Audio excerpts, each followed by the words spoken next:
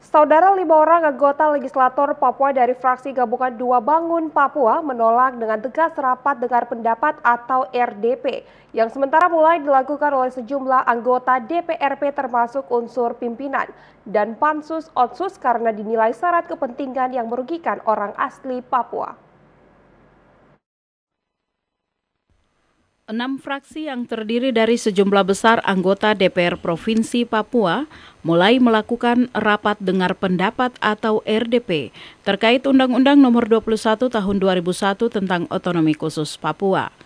Namun belum lagi melakukan RDP di Lembaga Perwakilan Rakyat ini mulai menuai protes yang datang langsung dari fraksi gabungan 2 Bangun Papua yang menolak dengan tegas RDP yang dilakukan oleh DPR Provinsi Papua di 5 wilayah adat tersebut.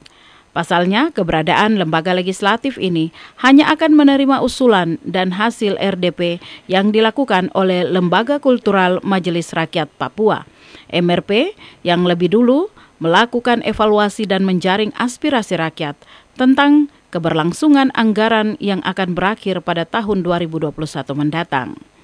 5 orang anggota legislator Papua dari fraksi gabungan 2 Bangun Papua melakukan konferensi pers untuk menyampaikan kepada masyarakat Papua alasan menolak rapat dengar pendapat RDP versi DPR Provinsi Papua DPRP yang dinilai syarat kepentingan yang merugikan orang asli Papua.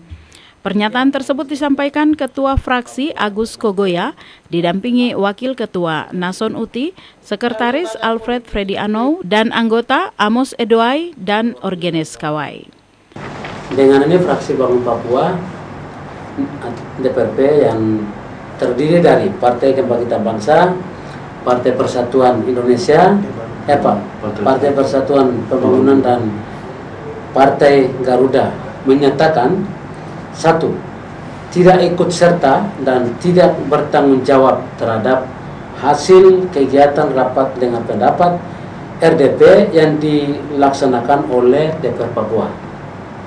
Yang kedua, fraksi Bangun Papua juga mengusulkan untuk menunggu hasil RDP yang dilaksanakan oleh MRP untuk dijadikan dasar pertimbangan dalam pengambilan keputusan bersama antara DPRP dan MRP sesuai dengan mekanisme dalam pasal 77 Undang-Undang Nomor 21 Tahun 2001 untuk disampaikan ke pemerintah pusat di Jakarta. Yang ketiga, menghormati pendapat rakyat Papua yang telah direstui oleh Presiden Abdurrahman Wahid dalam Gus Dur atas apa yang telah dirasakan selama 19 tahun penyelenggaraan otonomi khusus di Provinsi Papua dan Papua Barat. Demikian atas perhatiannya diucapkan terima kasih. Fraksi gabungan 2 Bangun Papua juga menilai Pansus-Otsus terlalu tergesa-gesa dalam melakukan setiap mekanisme kerja dan situasi ini dikhawatirkan akan menghasilkan kebijakan yang tidak sepenuhnya bermuara pada kepentingan rakyat, khususnya orang asli Papua.